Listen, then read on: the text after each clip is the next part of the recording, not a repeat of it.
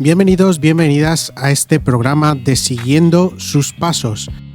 Hoy tenemos un programa muy interesante porque vamos a hablar por fin de la figura de Jesús de Nazaret. En los anteriores programas hemos estado hablando sobre el problema que tiene la humanidad desde un punto de vista psicológico y filosófico. Después pasamos a hablar sobre qué es la Biblia, sobre si podemos confiar en ella o no, y hemos visto también dos partes hablando sobre el plan de salvación desde el punto de vista de la Biblia, comenzando primero con la raíz del problema, que era toda la parte en la que la Biblia nos explica qué pasó entre la relación de Dios y la humanidad. Después pasamos a hablar sobre la esperanza, todo lo que Dios hizo a través de 1500 años para darnos la esperanza de que la situación iba a cambiar.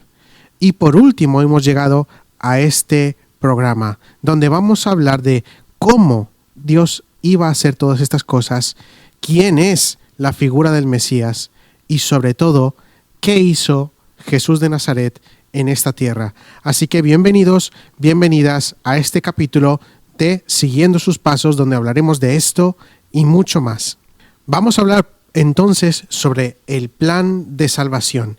Y esta parte la podemos titular como Dios en la tierra. Y para empezar, tenemos que entender varias cositas. Primero, ¿qué es o quién es la figura del Mesías? Bueno, a lo largo de toda la narración bíblica, desde el momento en que Dios se presenta a Abraham hasta el libro de Zacarías, que es el último del Antiguo Testamento, aparece la figura del Mesías. O bien, traducido de otra manera, el ungido o el elegido. Eso es lo que significa esa palabra, Mesías. Para que los tengamos presente también, cuando del Mesías en hebreo se pasa al idioma griego, cambia por la palabra Christos, de la que después tenemos Cristo. Así que Cristo es equivalente a Mesías, que es equivalente a ungido o elegido. Bien, pues como ya vimos en el programa anterior, vamos a ver 3 puntos en los que el Antiguo Testamento habla sobre quién o qué es esta figura. Y si os recordáis, hablamos de Génesis capítulo 12, versículo 3, que dice: bendeciré a los que te bendigan, maldeciré a los que te maldigan, por medio de ti serán bendecidas las familias de la tierra. Así que en un primer punto vemos que el Mesías es una promesa, un descendiente de la línea de Abraham que será bendición para todas las familias de la tierra. Bueno, decir esto y decir nada es lo mismo, es algo muy general.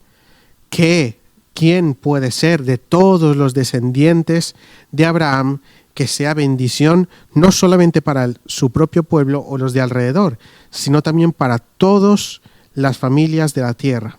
Bien, pues a lo largo del tiempo, a través del tiempo, Dios va concretando esa idea poco a poco, de manera que hoy, cuando miramos atrás, nosotros podemos ver claramente cuál es el cumplimiento de esta promesa.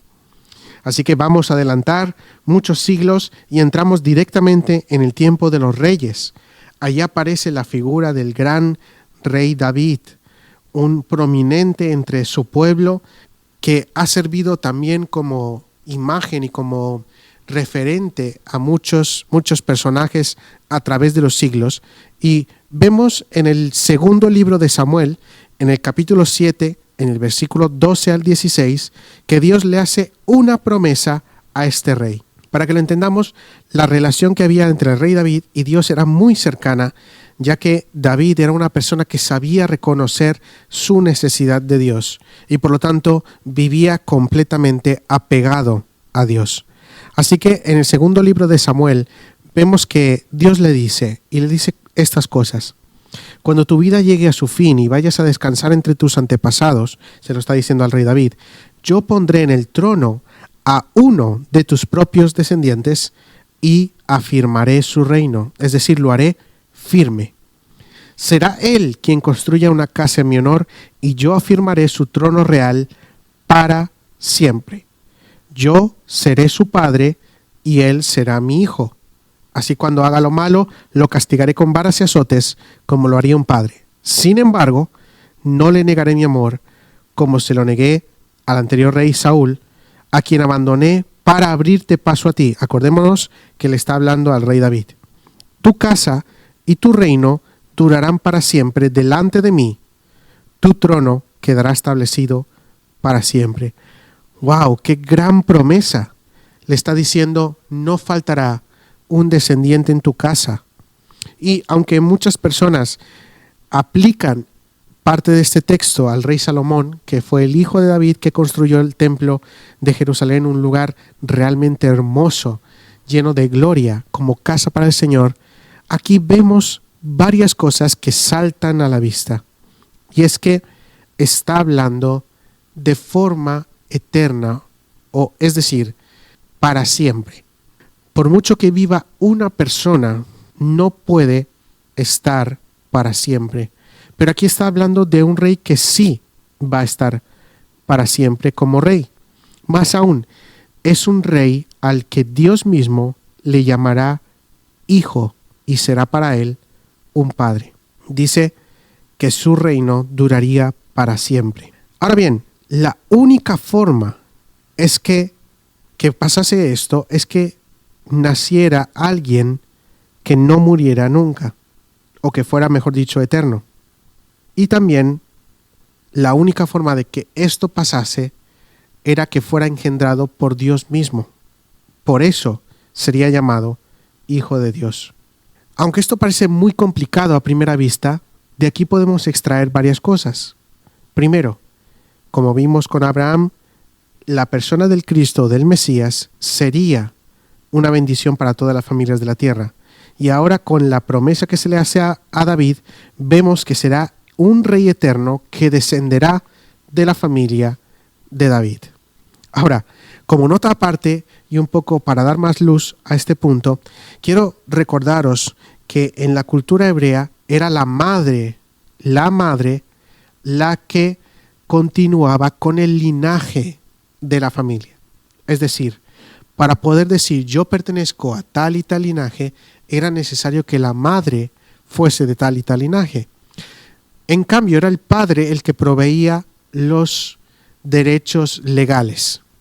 Esto, para quien esté mucho más interesado, podemos ver, por ejemplo, la genealogía que aparece en el libro de Mateo y la que aparece en el libro de Lucas. De tal manera que vemos que la genealogía de Mateo es por parte de padre y la de Lucas por parte de madre, ambos descendientes de la línea de David, es decir, María como madre progenitora de Jesús y José como padre adoptivo y por lo tanto el que le da los derechos legales a Jesús. Esto es muy interesante y algo en lo que podemos hablar mucho más profundo. Pero continuando con las promesas que Dios hace sobre esta figura que es el Mesías, como os acordáis, en el capítulo anterior vimos el libro de Isaías, capítulo 53, versículos del 1 al 12. Esto es en relación a los profetas, donde Dios va concretando cada vez más cuál y cómo será la figura del Mesías. Así que vemos otra vez repasando que sería alguien a quien no iban a traer las personas, sería alguien que el motivo de su propia vida sería el sufrimiento, alguien que iba a cargar con la culpa de todos, y aquí dice algo muy concreto, sería traspasado y castigado en pago de nuestro pecado. Otra vez, no se resistiría a la hora de ser humillado. Sería asesinado, aún siendo inocente, pero el final dice que sería levantado por Dios y exaltado. Con todos estos datos podemos comprender la figura y el trabajo del Mesías. Sería una figura de majestad, un rey, un descendiente de reyes. Sería una bendición, pero aparte sería alguien que iba a sufrir, alguien que iba a morir, alguien que iba a ser traspasado y castigado por nosotros. La misión que iba a llevar a cabo era la de cargar con el peso de nuestro pecado y el de toda la humanidad. Él sería el pago por nuestro pecado aunque él mismo sería inocente. Todo esto nos recuerda en el imaginario popular la película de Narnia, donde hay una escena en la que los tres hermanos, los tres niños, se separan y el hermano mediano, Edmund, se encuentra con la bruja blanca y la bruja blanca le convence de traicionar a sus hermanos.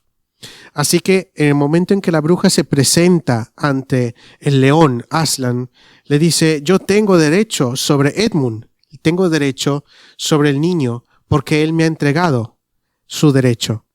Así que no queda más remedio que Aslan se entrega en pago por la vida de Edmund. Y vemos una escena desgarradora en la que Aslan va, el gran león, el animal más fuerte, el rey realmente de Narnia, va humillado, humilde, y se entrega ante la bruja blanca, y por la noche hacen un festival con todos sus enemigos, donde le arrancan el pelo, le escupen, le atan las patas y la boca y le dejan tirado sobre la mesa. Y en un último acto de venganza o de barbarie, la bruja blanca se ríe del sacrificio de Aslan y dice: esto no va a servir nada porque de todas maneras esos niños y todos los demás serán míos. Y vemos como Aslan se deja matar. Pero al día siguiente, cuando las niñas están desconsoladas y están sobre el cuerpo de Aslan y ya se rinden porque tienen que ir a ayudar a sus hermanos, vemos que despunta el alba, y con el despuntar del alba, con el amanecer, aparece de nuevo Aslan. Y él explica que la reina no ha entendido el significado de la ley, que si un inocente se entregaba por sustituir a un culpable, la muerte dejaría de tener efecto en él. Esto es realmente poético para entender lo que Jesús hizo en nuestras vidas. Es muy recomendable ver la obra de C.S. Lewis, es decir, los libros y las películas de Narnia, para entender de una forma muy práctica, muy sencilla, la vida y la obra de Jesús y la vida del cristiano. Jesús se entregó para él ser el pago por la vida de aquellos que eran culpables. Entonces, entendemos pues que la figura del Mesías se refiere a Jesús de Nazaret. ¿Qué hizo Jesús de Nazaret? ¿Cuál fue su obra? ¿Por qué estamos hablando de él 2000 años después? Bueno, pues podemos separar la obra de Jesús en tres partes. La primera sería su obra social. Y tenemos que entender que de los 4 textos que tenemos, que son los 4 evangelios referente a la vida de Jesús, todos tienen más o menos una misma estructura. Algunos un poco más larga, otros más corta. Siempre se pasa digamos rápidamente por la infancia de Jesús y se comienza con la obra o el ministerio de Jesús, es decir, los 3 últimos años de su vida, 3 años y medio de su vida aquí en la tierra. Pues si vemos la historia de Jesús como la de un héroe de cómic, vemos que algo choca. Todos los héroes que conocemos de los videojuegos, del imaginario popular, de incluso las historias de los antiguos, en esas historias, en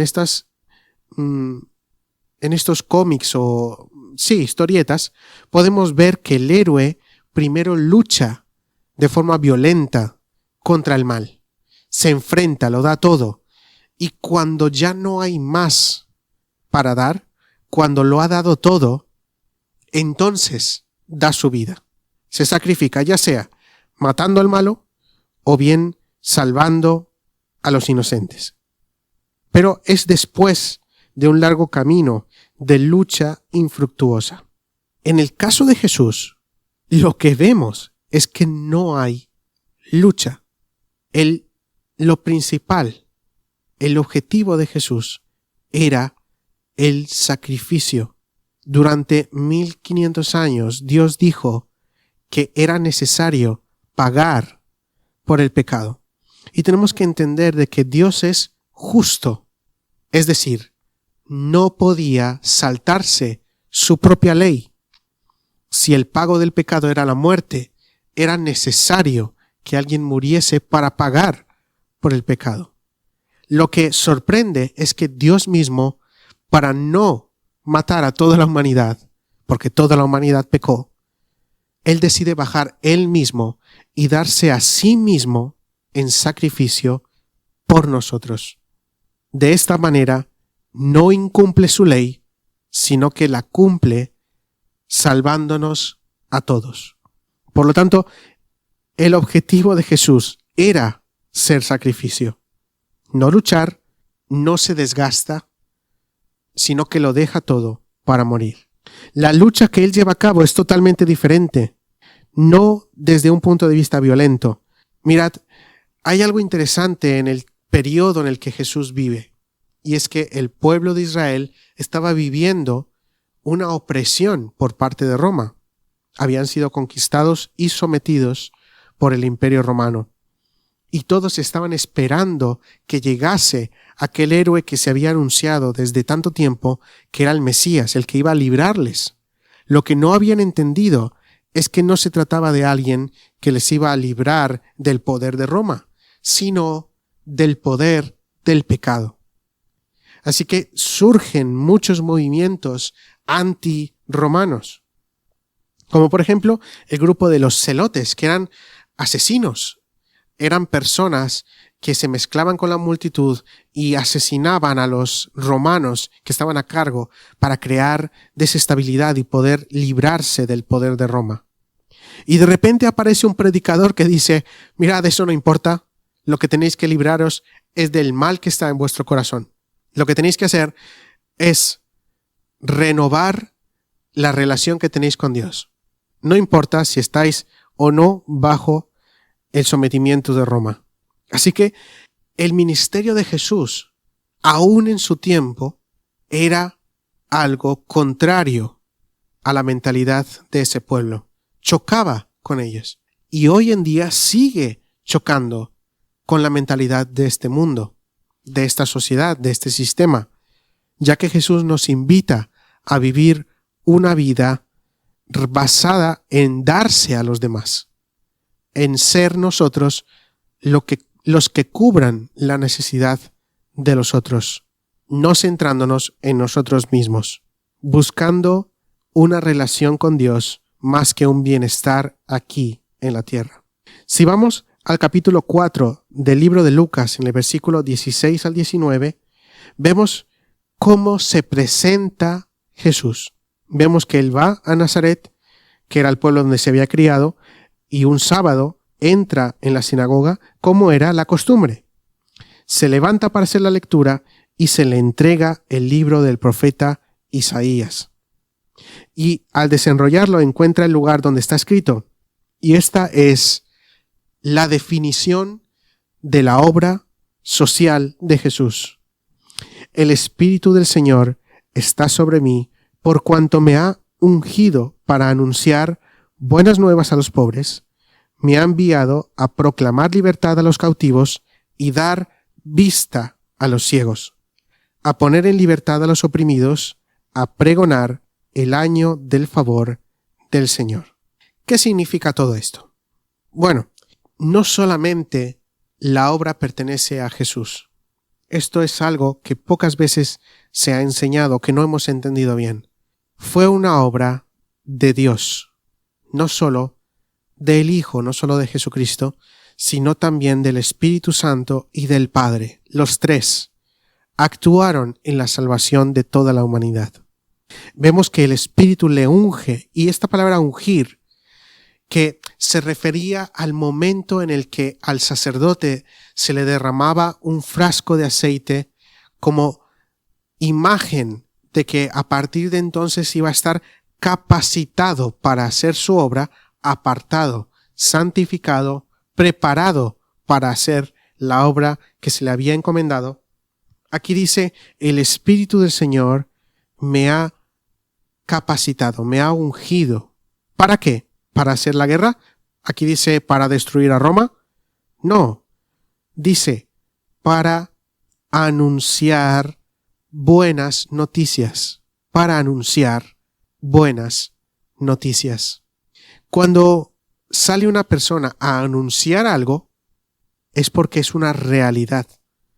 Imaginemos, por ejemplo, que vamos a un supermercado y aparece una persona en la entrada que está diciendo a todas las personas que entren al supermercado se les va a regalar 1 kilo de pan. Todos entraríamos, porque se nos ha anunciado que si entramos, se nos va a dar 1 kilo de pan. Ahora imaginaos que entramos y no se da. ¿Quién sería el mentiroso? La persona que anuncia. En este caso, Jesús está anunciando todas las promesas o el cumplimiento de las promesas que Dios había prometido a la humanidad desde el principio. La buena noticia es que por fin iba a llegar la salvación. Y ahora, ¿podía mentir? No, porque Él mismo era la salvación de Dios. Él era el regalo. Él estaba anunciando, estoy aquí para cumplir lo que el Padre os ha prometido desde el principio. Ahora es interesante que lo haya anunciado a los que son pobres. Lo ha anunciado al que no tiene. En este caso, en este contexto, toda la humanidad era pobre. Nadie tenía lo que Jesús estaba anunciando y por lo tanto, esa era la buena noticia. Tú que no tienes, por fin se te podrá dar. También dice, me ha enviado a proclamar libertad a los cautivos.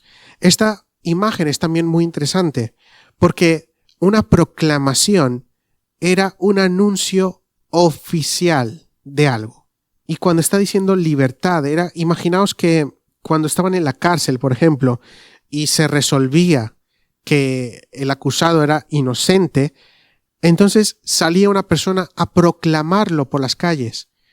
Fulanito de tal que estaba acusado de esto, de aquello, es inocente. De tal manera que no solamente se le devolvía su libertad, sino su honor, su estima delante de los demás.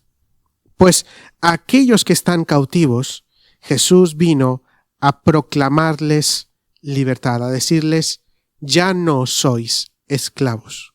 También dice, para dar vista a los que están ciegos. Dar, devolver, restaurar. Una persona que está ciega es una persona incompleta. No está, vamos a entenderlo, no significa incompleta como persona, sino que biológicamente o en el diseño de un ser humano no está el ser ciego. No está cumpliendo con el modelo. Y lo que Jesús está diciendo aquí es, lo que habíais perdido, esa parte que os falta para ser como tendríais que ser, he venido a darla, a devolverla, a restaurarla. Más aún, la vista es muy importante. A través de la vista experimentamos gran parte de este mundo. La vista nos permite tomar decisiones. Pero una persona, pongamos un ejemplo psicológico, una persona que está bajo una gran depresión, es imposible que pueda ver claramente las decisiones que va a tomar. Siempre va a estar atada a lo que le está trayendo tristeza. Una persona que nunca ha conocido la salvación que trae Jesús, nunca será capaz de entender la profundidad de las decisiones que toma porque le faltará vista.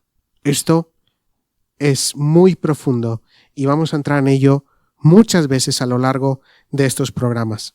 Por último dice, poner en libertad a los que están oprimidos. Es decir, no solamente va a ir y decirles, lo que estaba en contra de vosotros, el acta que estaba en contra de vosotros se ha quitado, sois libres, sino que Él mismo va a ir a quitar las cadenas, Él mismo va a ir a abrir las celdas. No solamente va a anunciar la libertad, Él mismo va a libertarlos. Y como broche, dice algo interesantísimo, pregonar el año del favor del Señor.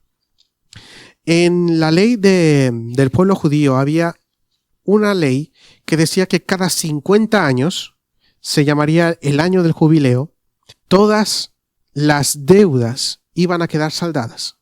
Todas las ventas iban a ser devueltas. Hagamos un ejemplo. Yo soy del pueblo judío y faltando, por ejemplo, 10 años para el año del jubileo, vendo mi tierra a una tercera persona, ¿no? La tierra que pertenecía a mis padres. Y el año siguiente quedo en deuda con otra persona. Y durante esos 9 años voy pagando, pero aún me falta. Pues al llegar el año del jubileo, la tierra que yo había vendido a la tercera persona se me sería devuelta. Y la deuda que yo tenía con la cuarta persona sería saldada. Es decir, iba a recobrar lo que por tradición o por lo que se me había dado en un principio, lo iba a recobrar y la deuda que tenía iba a ser saldada, fuera grande, fuera pequeña. Así que en el tema de la obra social de Jesús, teniendo en cuenta estos paradigmas, estos hándicaps, vemos que Jesús va por Jerusalén, por Judea, por Galilea, por todo el territorio de Israel, sanando a los que están enfermos, limpiando a los que tenían enfermedades de la piel, devolviendo la honra a aquellos que habían sido maltratados por la sociedad, liberando a aquellos que estaban cautivos del mundo espiritual, a los demonios, supliendo todas las necesidades de aquellos que le buscaban, dando de comer al que estaba hambriento, dando paz al que estaba oprimido. Es decir, durante 3 años y medio, Dios muestra a través de la acción cómo se iba a restaurar la humanidad en lo profundo. Pero, por otro lado, no solamente fueron milagros lo que Jesús hizo. Jesús no basó el tiempo que estuvo aquí en la tierra solo para unos pocos. Todo lo contrario. Si miramos más profundo, vemos que Él pasó gran parte de su tiempo enseñando una nueva forma de pensar y de actuar, corrigiendo muchas interpretaciones que se habían hecho mal de lo que significaba la ley de Dios. Vemos que a través de sermones, a través de parábolas, a través de enseñanzas, Él muestra un nuevo entendimiento de lo que significa vivir como ser humano. Es decir, trae una nueva visión a este mundo, una nueva forma de vivir una relación con Dios y con el prójimo. Por lo tanto, todo lo demás, todos los milagros, sanidades, liberaciones, solo son un añadido, una consecuencia visible del cambio que proponía Jesús. Por eso vemos como Él pregunta, ¿crees? ¿Crees que puedo hacer esto?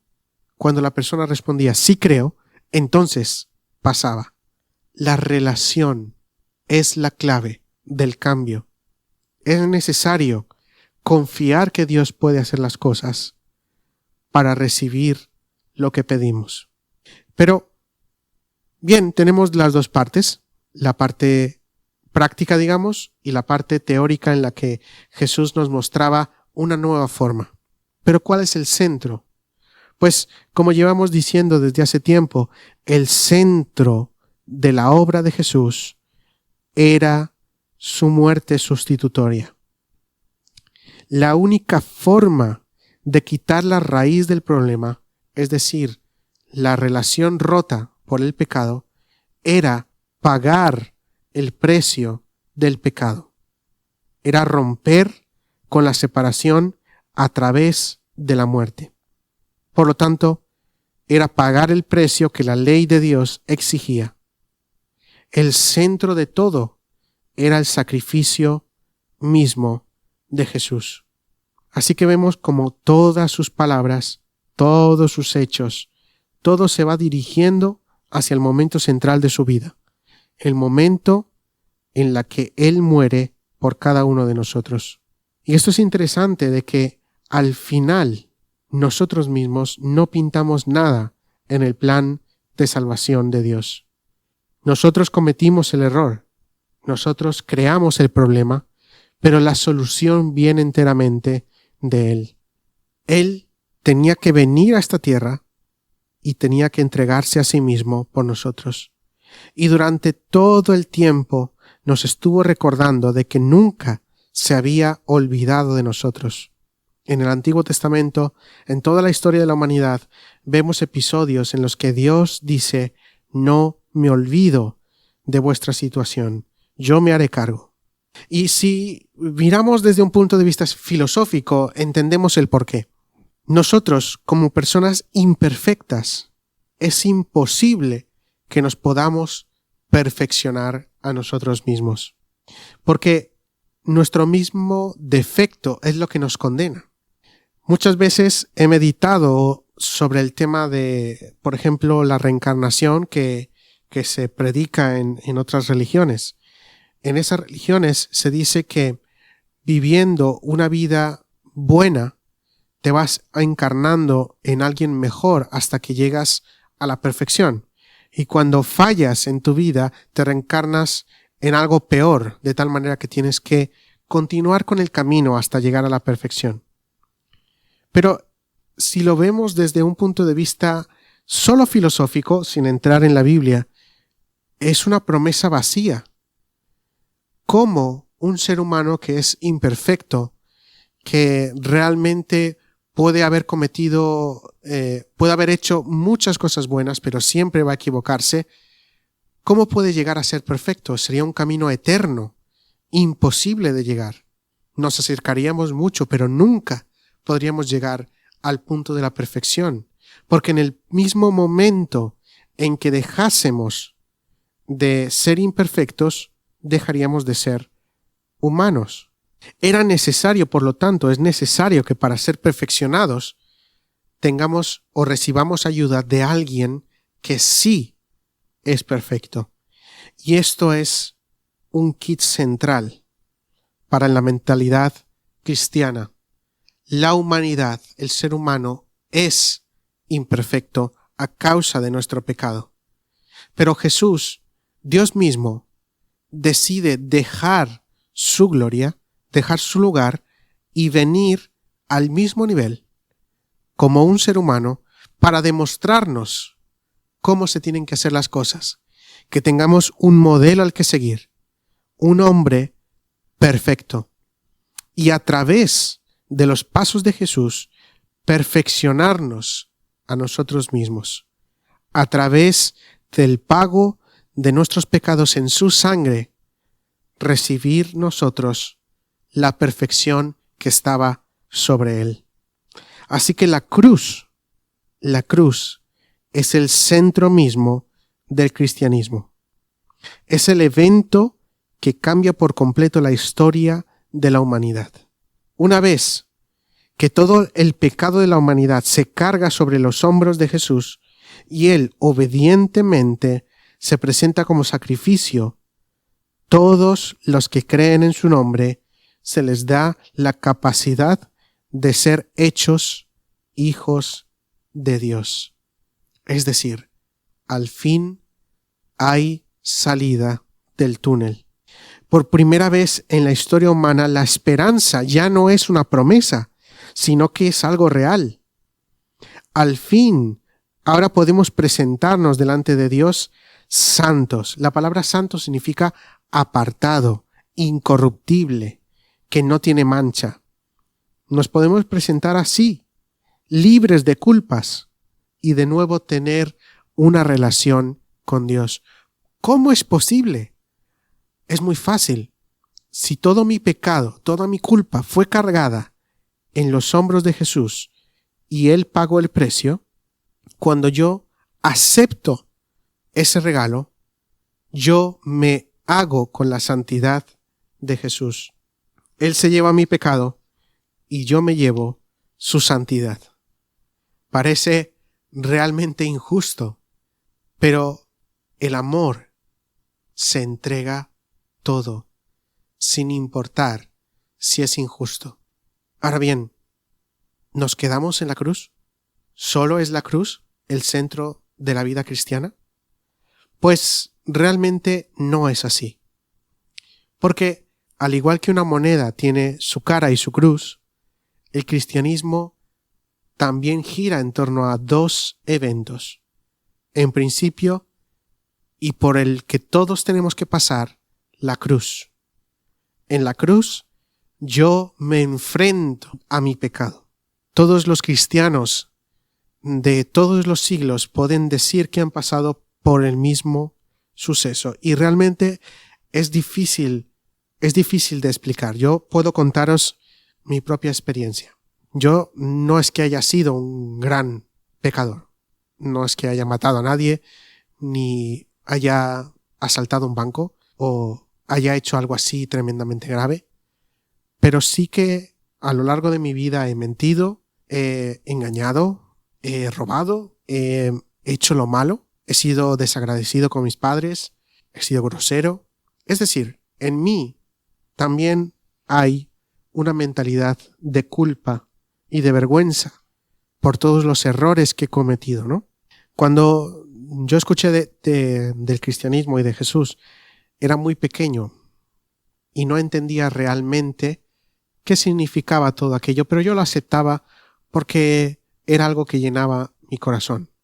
Después fui creciendo y fui madurando y fui deseando tontamente, sin entender lo que significaba, mi libertad. Comencé a decidir yo lo que quería y lo que hacer y lo que no hacer, hasta el punto de encontrarme con las consecuencias de mis actos. En ese momento me di cuenta de lo vacío que me sentía. Nada de lo que yo creía que era bueno y que hacía llenaba mi corazón. Así que volví otra vez a mis raíces y le dije a Dios, mira, yo no quiero seguirte porque te tenga miedo, o porque me lo hayan dicho mis padres, o porque me vaya a morir e ir al infierno. Quiero seguirte porque de verdad entienda de que tú existes y que tú me amas. ¿Sabéis qué pasó? Nada. No pasó nada. Tuvo que pasar un tiempo en el que primero fui enfrentándome uno a las decisiones que tomaba. Comencé a ser consciente de que lo que yo decía que era bueno y malo no coincidía con lo que Dios decía que era bueno y malo. Y tuve que empezar a someterme a lo que Dios decía que estaba bien y que estaba mal, me gustase o no. ¿Qué pasa cuando comienzas una vida así? Pues que te das cuenta de que no puedes, de que sí, 3 veces haces las cosas que están bien, pero otras 3 veces lo haces mal. Y lo peor de todo es que nos gusta cuando lo hacemos mal. Así que comencé a frustrarme muchas veces porque veía que no podía. Pero aún así, cuando pensaba, bueno, lo voy a dejar y voy a hacer lo que me dé la gana, ya no podía porque había empezado una relación diferente. Pues un día estábamos en una reunión, como todas las reuniones, y en ese momento algo fue diferente. En aquel momento yo tenía mis ojos cerrados y estaba hablando con Dios y estaba quejándome y diciéndole, pero ¿de qué vas? ¿No era pues que esto iba a ser diferente? Y entonces vino una imagen a mi cabeza, algo que yo había leído muchas veces, pero que todavía no había experimentado. El texto sigue siendo el texto de Isaías, que dice que Él cargó nuestras rebeliones y a través de sus llagas fuimos nosotros sanados. En esa imagen, en ese momento, en mi cabeza, lo que vi fue en la cruz a Jesús crucificado, cargando todas mis faltas. Encima de su cabeza había un letrero enorme con todas las veces que yo había fallado. Y él me decía, mira, todo eso, yo ya lo pagué. No hace falta que te esfuerces en tus propias fuerzas. Lo único que necesitas es aceptar que yo pagué por tus errores. Yo no puedo explicaros lo que se siente cuando te enfrentas a una imagen así, porque entiendes que hagas lo que hagas, nunca vas a poder pagar un favor tan grande. Comprendes lo grande, lo inmenso que fue el sacrificio que Jesús hizo. Porque solo estaba mi pecado en aquel cartel, ninguno suyo. Él no tuvo ninguno, pero aún así decidió morir para pagar los míos. En ese momento lo comprendí, en ese momento todo cambió. ¿Y qué pasó después? Pues ese fue el punto de partida, como lo es para todo cristiano, porque la otra cara es que la tumba está vacía. Es decir, sí, Jesús no se quedó en la cruz, no se quedó en la tumba, como leímos en la promesa que Dios hizo a su pueblo. Esta persona que se había entregado fue levantada y fue exaltada. Es decir, hay más vida después de la vida. Cuando llegamos a la cruz y nos enfrentamos con nuestros pecados, esos pecados caen a la tumba. Y entonces, al igual que Jesús, empezamos a vivir una vida nueva, una vida eterna. Para nosotros los cristianos, la tumba vacía es la fuente de nuestra alegría, porque Jesús prometió que iba a volver un día y que iba a reinar eternamente aquí con nosotros en la tierra. El plan de salvación no solo es la muerte de Jesús, es el reinado eterno de Jesús con nosotros. El plan de salvación termina cuando Jesús vuelva a hacer de este mundo el Edén que fue. Una humanidad limpia, madura, perfeccionada a través del sacrificio de Cristo en la cruz, viviendo una eternidad bajo el reinado del Hijo de David. La cruz y la tumba vacía son el centro de lo que creemos y lo que esperamos. Así que Jesús no solamente es la promesa de Dios cumplida, es la justicia de Dios eterna. Es el pago por nuestros pecados y nuestra esperanza de un futuro santo, un futuro glorioso, un futuro en la comunión perfecta con Dios. Esta es la esperanza que nosotros tenemos. Pero queda una pregunta. Muy bien, yo acepto el sacrificio de Jesús. ¿Y ahora qué hago? ¿Qué hago el resto de mi vida? Bien, pues en el siguiente capítulo vamos a empezar a responder a esta pregunta. ¿Cómo se vive una vida cristiana? Esto es todo por el momento. Hemos terminado esta etapa de explicar desde el punto de vista bíblico todo el tema del plan de salvación. Y ahora vamos a empezar poco a poco y con calma a tratar cada uno de los puntos que definen una vida cristiana. Así que nos vemos en el siguiente programa de Siguiendo sus Pasos y espero de todo corazón que Dios os visite y podáis tener un momento especial con Él. Esa es mi esperanza. Un saludo a todos.